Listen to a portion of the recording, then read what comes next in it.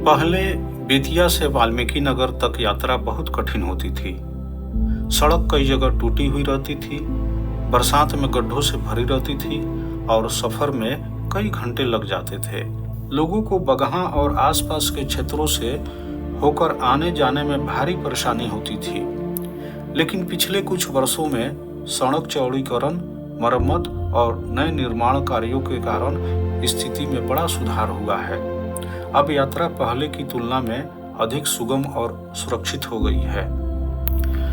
NH-28B पश्चिमी चंपारण के लोगों के लिए केवल एक सड़क नहीं बल्कि जीवन रेखा रही है। यह सड़क बेतिया से होकर वाल्मीकि नगर तक जाती थी और नेपाल सीमा तथा पर्यटन क्षेत्र को जोड़ती थी। बाद में भारत सरकार की नई राष्ट्रीय राजमार्ग संख्या प्रणाली के तहत NH-28B का नाम बदलकर NH-727 कर दिया गया।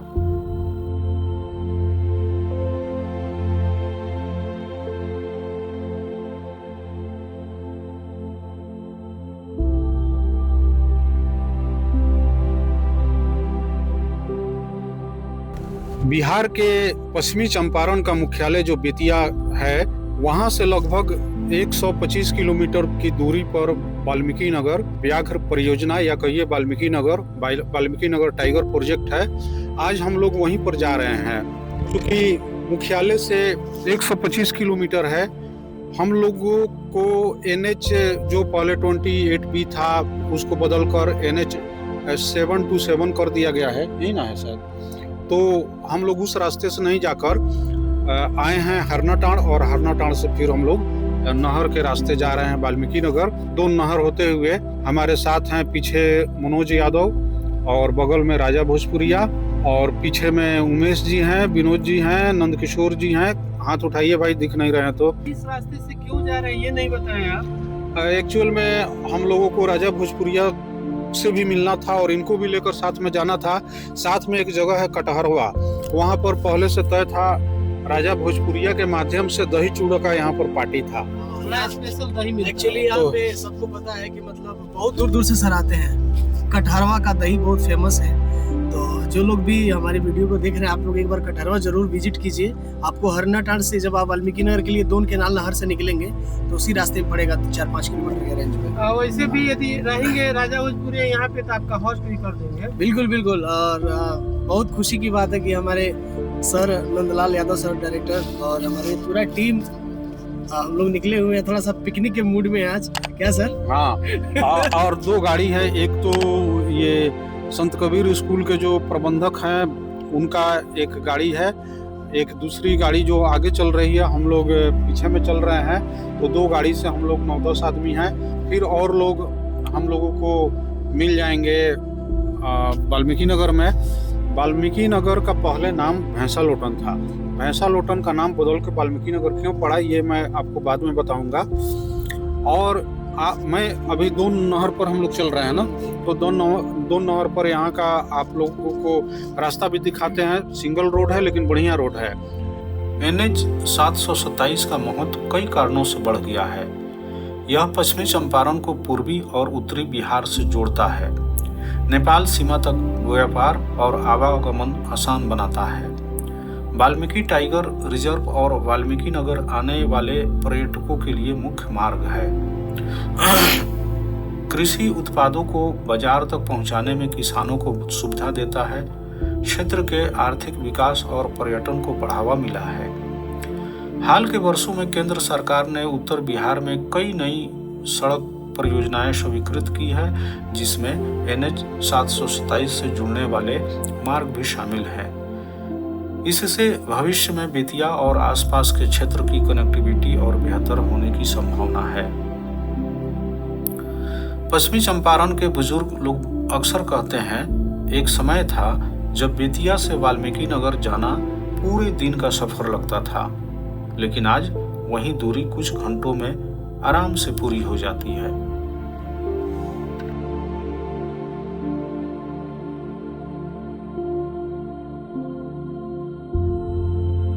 बिहार के पश्चिम चंपारण जिले में नेपाल की सीमा से सटा एक ऐसा स्थान है जहां प्रकृति की हरियाली, इतिहास की गहराई और आस्था की दिव्यता एक साथ दिखाई देती है। यह स्थान है वाल्मीकि नगर।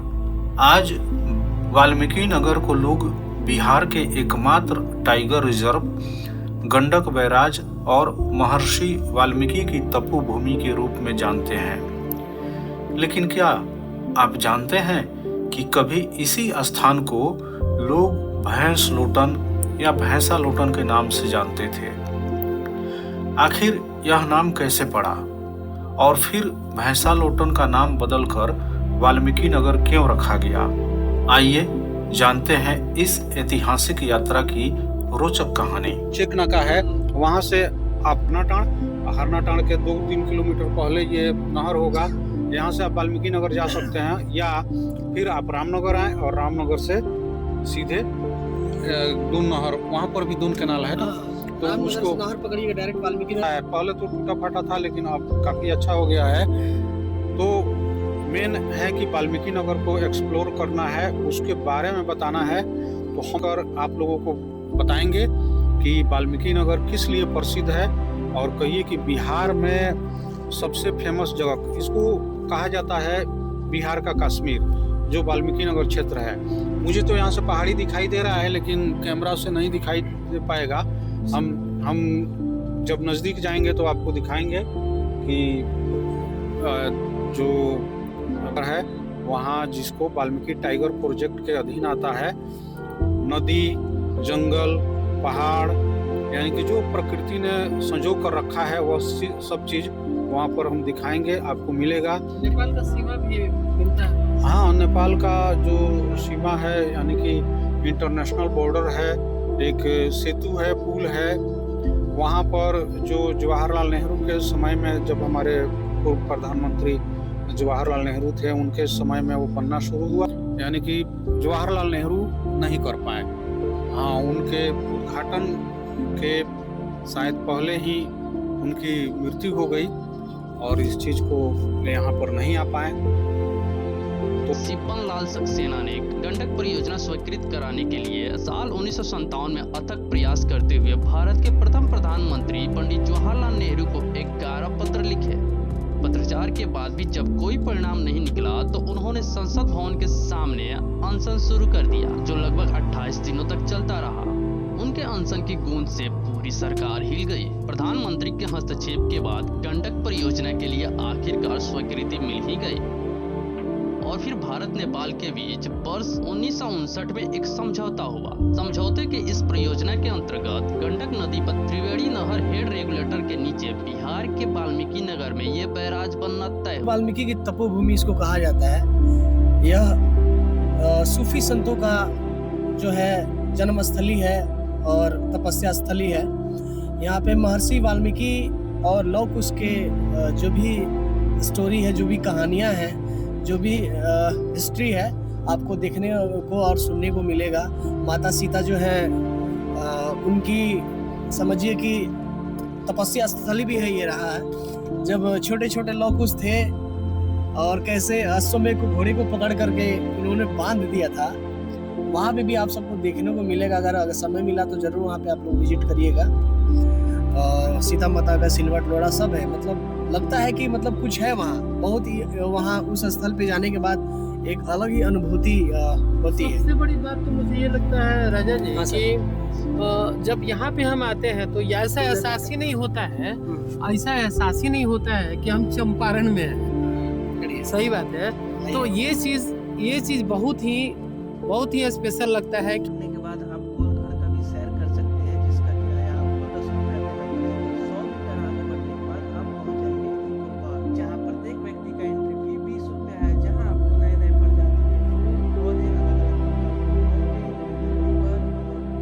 इत्यादि मिल जाएगा, जहाँ आप काफी इंजॉय करेंगे। अगला पॉइंट है जंगल कैंप, जो कि इको पार्क से 10 कदम की दूरी पे है। यहाँ आप जंगल घूमने के लिए जिप्सी बुक कर सकते हैं, जिसका फेयर आपको 2500 तक लगेगा। और इसके अलावा यहाँ रहने और खाने का अच्छा प्रबंध है, जिसे आप ऑनलाइन बुक कर सकते हैं। जंगल कैंप से 200 मीटर दूरी तय करने के बाद आपको कोलेश्वर हैंगिंग ब्रिज मिलेगा, जहाँ आप 12 रुपए देकर हैंगिंग ब्रिज का भरपूर मजा ले सकते हैं। प्रकृति है, और रमणीय स्थल है। इसको पर्यटन के रूप में यदि विकसित किया गया होता तो शायद हमारा बिहार भी एक समझिए कि भारत में या फिर विश्व में एक अपना नहीं सर, स्थान आपकी बात सही है, लेकिन नीतीश कुमार जब से मुख्यमंत्री बने हैं वाल्मीकि नगर के लिए बहुत कुछ किया, ना इसमें कोई इस संदेह बात नहीं है। इस बात से मैं इनकार नहीं करता हूँ। वाल्मीकि नगर तो उनका है, ये है बड़ा प्रिय जगह रहा है बहुत उनका। बेचारे बहुत डेवलप किए। हाँ। ये रोड भी देख रहे हैं, इतना खराब रोड था क्या सर 1-2 साल पहले कि मतलब यहाँ पे चलना मुश्किल था, लेकिन उन्होंने बहुत काम किया। अभी जाइएगा वहाँ पे इको पार्क वगैरह बनवाए हैं, पूरा सौंदर्यीकरण हुआ है। तो थैंक यू नीतीश कुमार जी। अच्छा, उमेश जी भी कुछ बोलना चाहते हैं, क्या बोलेगा उमेश जी? बहुत बढ़िया जगह है। कई दशक पहले यह इलाका घने जंगलों से घिरा हुआ था। चारों ओर हरियाली, जंगली जानवर और बहती हुई गंडक नदी इसकी पहचान थे। स्थानीय लोगों के अनुसार यहाँ बड़ी संख्या में भैंसें पाई जाती थी। बरसात के दिनों में भैंसें कीचड़ और पानी में लुढ़कती हुई दिखाई देती थी। धीरे धीरे लोगों ने इस क्षेत्र को बोलचाल की भाषा में भैंस लोटन कहना शुरू कर दिया।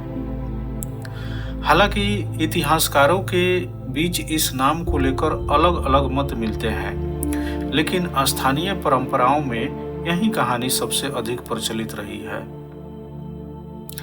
समय बीतता गया, लेकिन भैंसा लोटन नाम बना रहा। भैंसा लोटन केवल जंगलों और नदियों का क्षेत्र नहीं था। इसकी पहचान भारतीय संस्कृति और रामायण काल से भी जुड़ी हुई मानी जाती है। मान्यता है कि यहीं पर महर्षि वाल्मीकि का आश्रम स्थित है। यही वह भूमि मानी जाती है जहां माता सीता ने अपने वनवास के दिन बिताए। इसी स्थान पर लव और कुश के जन्म की कथाएं भी प्रचलित है। माना जाता है कि महर्षि वाल्मीकि ने यहीं बैठकर रामायण की रचना की थी। इसी कारण यह क्षेत्र सदियों से श्रद्धा और आस्था का केंद्र रहा है। लेकिन एक प्रश्न लोगों के मन में उठता था, क्या इतनी पवित्र भूमि की पहचान केवल भैंसा लोटन नाम से होनी चाहिए? समय के साथ स्थानीय बुद्धिजीवियों, साहित्यकारों और समाज सेवियों ने महसूस किया कि इस क्षेत्र का नाम उसके गौरवशाली इतिहास के अनुरूप होना चाहिए। समय के साथ स्थानीय बुद्धिजीवियों, साहित्यकारों और समाज सेवियों ने महसूस किया कि इस क्षेत्र का नाम उसके गौरवशाली इतिहास के अनुरूप होना चाहिए। लोगों का मानना था कि जिस भूमि का संबंध महर्षि वाल्मीकि से हो, उसका नाम भी उन्हीं के सम्मान में होना चाहिए। धीरे धीरे यह मांग जन आंदोलन का रूप लेने लगी। कई समाजसेवी संगठनों और स्थानीय नेताओं ने सरकार से इस क्षेत्र का नाम बदलने की अपील की।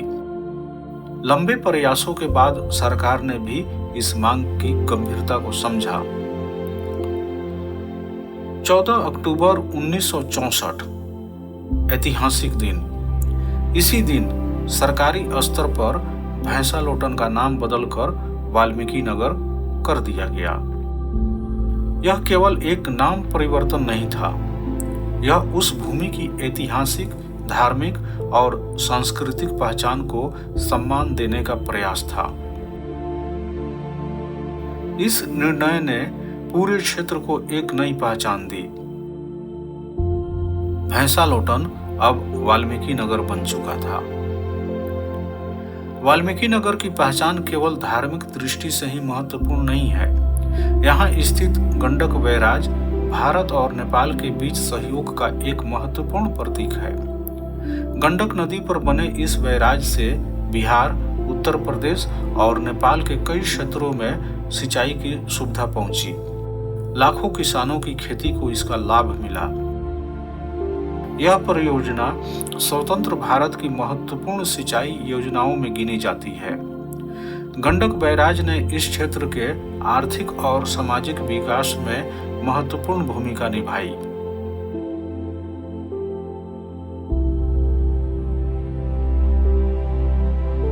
आज वाल्मीकि नगर की सबसे बड़ी पहचान है वाल्मीकि टाइगर रिजर्व। यह बिहार का एकमात्र टाइगर रिजर्व है। सैकड़ों वर्ग किलोमीटर में फैले इन जंगलों में बाघ, तेंदुआ, भालू, हिरण और अनेक दुर्लभ वन्य जीव पाए जाते हैं। यहाँ आने वाले पर्यटक जंगल सफारी का आनंद लेते हैं और प्रकृति की अद्भुत सुंदरता को करीब से महसूस करते हैं। नेपाल के चितवन नेशनल पार्क से जुड़ा यह वन क्षेत्र जैव विविधता की दृष्टि से भी अत्यंत महत्वपूर्ण माना जाता है। वाल्मीकि नगर आज धार्मिक, ऐतिहासिक और प्राकृतिक पर्यटन का अनोखा संगम बन चुका है। यहाँ आने वाले पर्यटक महर्षि वाल्मीकि आश्रम, गंडक बैराज, त्रिवेणी क्षेत्र, घने जंगल और नेपाल सीमा की प्राकृतिक सुंदरता का आनंद लेते हैं। यदि यहाँ पर्यटन सुविधाओं का और अधिक विकास किया जाए तो वाल्मीकि नगर अंतर्राष्ट्रीय पर्यटन मानचित्र पर और भी प्रमुख स्थान प्राप्त कर सकता है।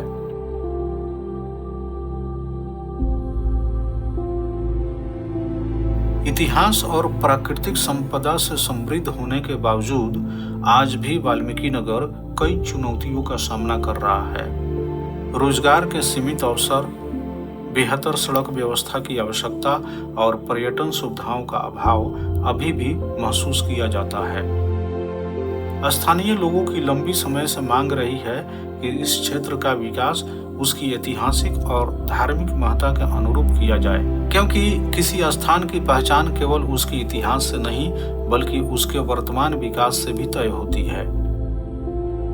भैंसालोटन से वाल्मीकि नगर बनने की यात्रा केवल एक नाम बदलने की कहानी नहीं है, यह सम्मान की कहानी है, यह इतिहास को पहचान देने की कहानी है, यह उस सांस्कृतिक विरासत को संरक्षित करने की कहानी है जो सदियों से इस भूमि की आत्मा रही है। जब भी आप वाल्मीकि नगर जाएं तो केवल उसके जंगलों और नदियों को ही न देखें, उस मिट्टी को महसूस करें जिसने इतिहास को जन्म दिया, उस हवा को महसूस करें जिसमें आज भी रामायण काल की स्मृतियां जीवित है, और उस पहचान को समझे जिसने भैंसालोटन को वाल्मीकि नगर बना दिया। यहाँ आप जो देख रहे हैं कि थॉरवर्ड पार्क में स्वागत है आपका। ये एक्चुअल में नीतीश कुमार जी ने इसको गोद लिया था, घोटवा टोला नाम से।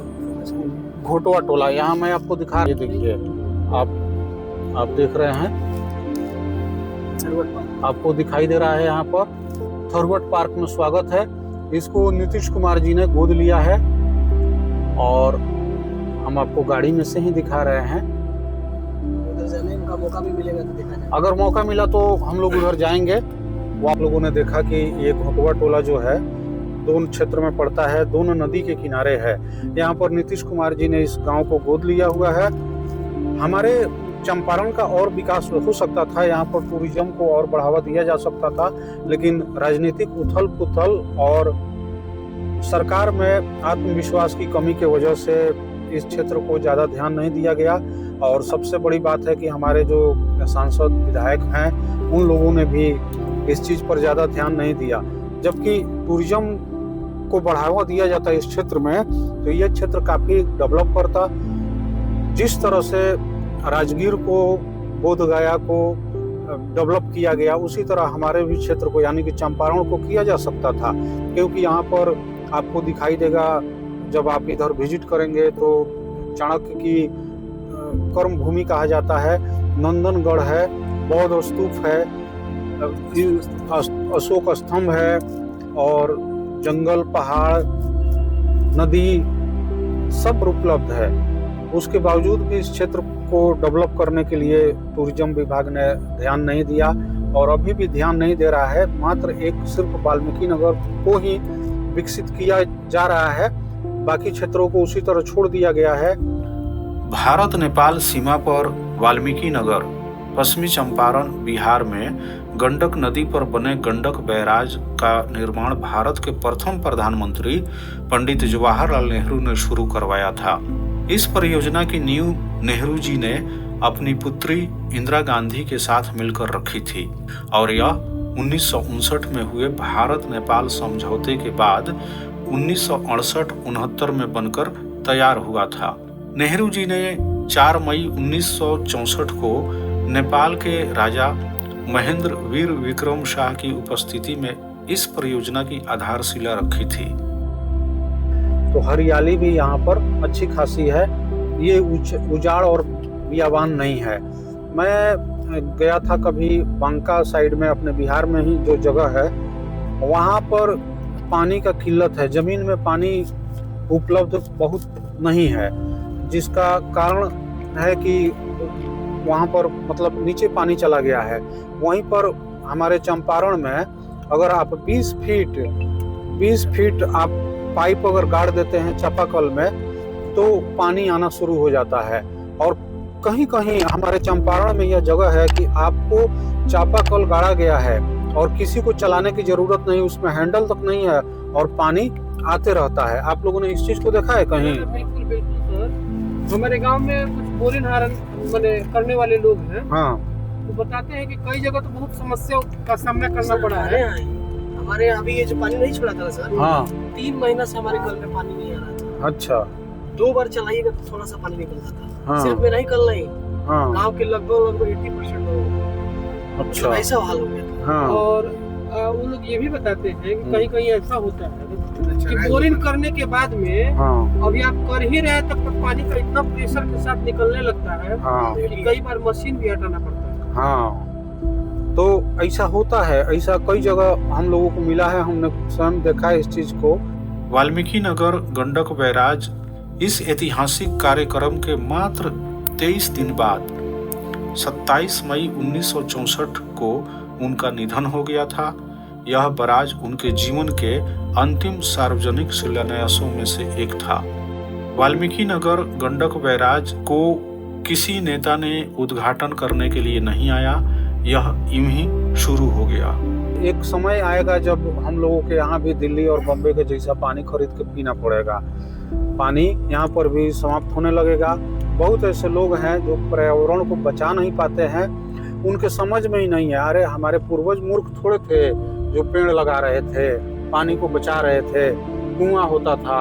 आज के डेट में कुआं खत्म हो गया, पेड़ और जंगल लोग तेजी से काट रहे हैं और पानी का स्तर जो है जमीन में नीचे की तरफ जा रहा है। एक समय आएगा जब चंपारण में भी पानी की दिक्कत हो गई, उस टाइम में पछता कर लोग क्या करेंगे ये समझ में नहीं आ रहा है। लेकिन हम लोगों को चाहिए कि पानी का संरक्षण भी करें, पेड़ का भी संरक्षण करें, जंगल। इससे यदि आप दूर होते हैं तो फिर समस्याएं बहुत कुछ आपके सामने ही है जो कि दिख ही रहा है। हम लोग बार बार इस चीज से मतलब गवर्नमेंट को, सरकार को, प्रशासन को, टूरिज्म को हमेशा एक निवेदन करते हैं कि काश नहरों का जाल बिछने से पहले चंपारण और उसके आसपास के इलाकों में खेती पूरी तरह मानसून पर निर्भर थी। बैराज बनने के बाद धान और गेहूं की बम्पर पैदावार किसानों को समय पर पानी मिलने लगा, जिससे पारंपरिक फसलों की पैदावार कई गुना बढ़ गई। इतिहास केवल किताबों में नहीं रहता, इतिहास उन स्थानों में सांस लेता है जो अपनी विरासत को सहेज कर रखते हैं। अगर वीडियो पसंद आए तो इसको लाइक करें, शेयर करें, सब्सक्राइब करें। धन्यवाद।